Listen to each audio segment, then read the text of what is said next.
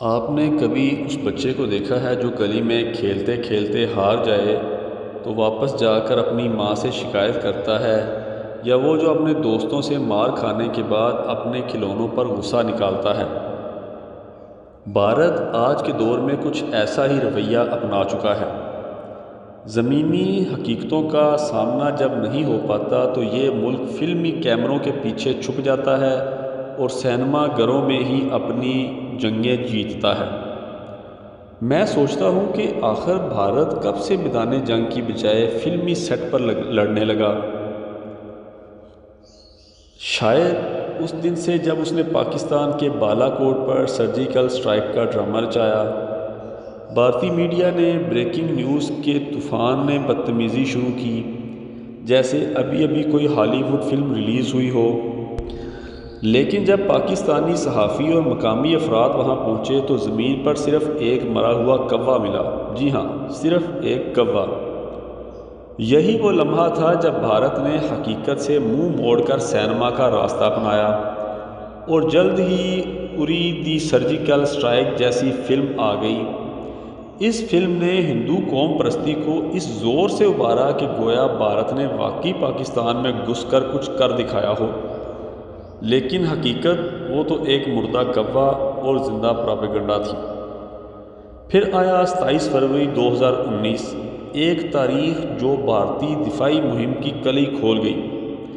بھارت نے ایک بار پھر ایکشن کا ارادہ کیا، مگر ایک بار پھر اسکرپٹ ہاتھ سے نکل گیا۔ پاکستان ایئر فورس نے بھارتی فضائیہ کے 2 طیارے مار گرائے اور پائلٹ ابھی نندن کو زندہ گرفتار کیا۔ اس کی مونچھوں نے گرچہ بھارتی میڈیا میں ہیرو پنا دکھایا، مگر ہمارے عوام نے پہلے گیدڑ کاٹ دی، پھر چائے پلائی اور آخر کار عزت سے واپس بھیجا۔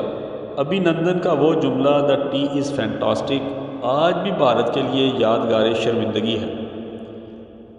لیکن کہانی یہیں ختم نہیں ہوئی۔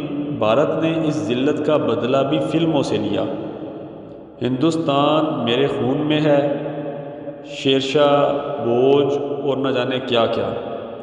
ہر فلم میں پاکستان کو ولن دکھایا گیا اور خود کو ریمبو۔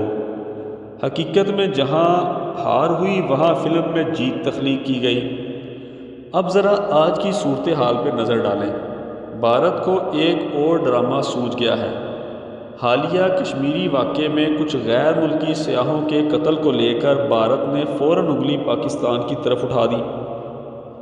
بغیر کسی ثبوت، بغیر کسی تحقیق، مقصد عالمی میڈیا کی توجہ حاصل کرنا اور ایک نیا بیانیہ تخلیق کرنا۔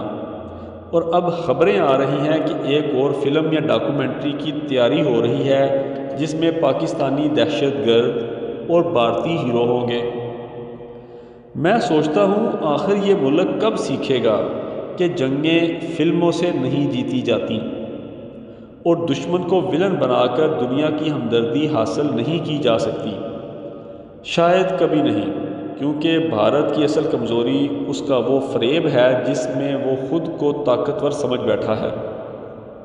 لیکن ہر بار جب وہ فلمی دنیا سے نکل کر میدان میں آتا ہے، اس کو وہی گیدڑ کٹ پڑتی ہے جو کبھی ابھی نندن کو پڑی تھی۔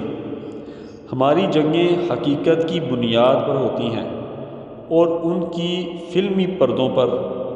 ہم میدان میں سرخرو ہوتے ہیں اور وہ پردہ اسکرین پر۔ اگر کبھی بھارت کو اصل میں کچھ سیکھنا ہو تو ہماری چائے سے بہتر استاد اسے کہیں نہیں ملے گا۔ اور شاید وہی دن ہوگا جب بھارت فلمیں چھوڑ کر حقیقت کو قبول کرے گا، ورنہ ہر نیا ڈرامہ ایک نئی پھینٹی کا منتظر ہے۔